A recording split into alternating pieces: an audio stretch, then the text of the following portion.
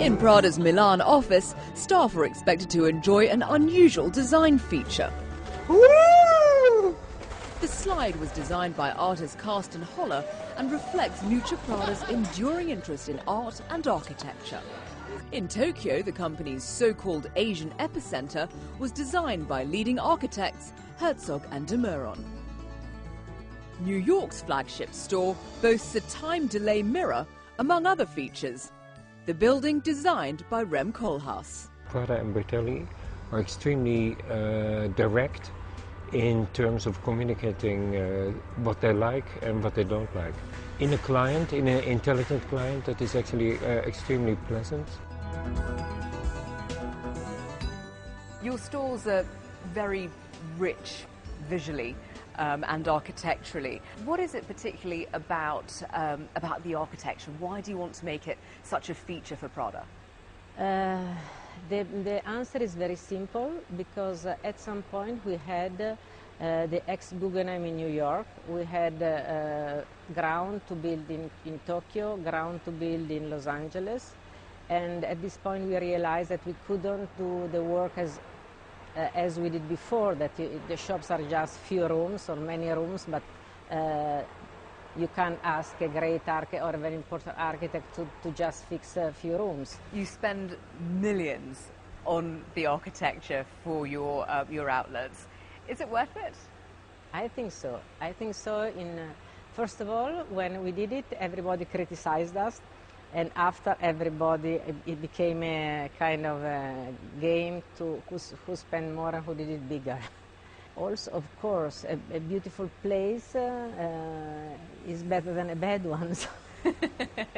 Very true. So if you try to do beautiful piece of clothes or bag or whatever, in a good surrounding, they look much better also.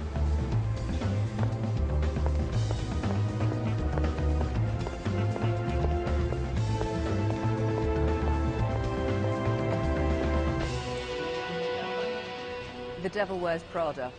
Did you see it? Yes, it was nice. I was worried because if it was not nice, it would be a disaster, but it was a good movie. What did you think about the title?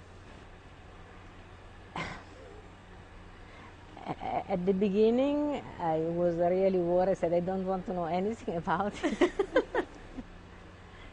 And actually, we did no collaboration with them because I didn't know what could come out.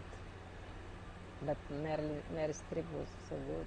What does your typical work day look like?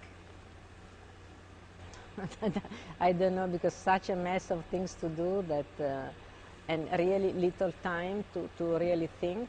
The only moment when I really can concentrate and think about my work is when I have to do shows, and I have to do so many, basically one every 2 months. Are you always dreaming up new ideas? That is a very interesting point, because some days I hate the idea that I have to be creative, and the obligation of being creative every single day, every single hour of your life is such a nightmare that you would prefer to do anything else in your life than be creative, because it's just, you have to answer to so many questions, and every 5 minutes you have to invent something new. How stressed do you get before a new collection debuts? Before the shows, very stressed. Still. Very. Are you silently stressed, or do you scream and shout and tear your hair out? No, I'm silently stressed. No, I don't scream.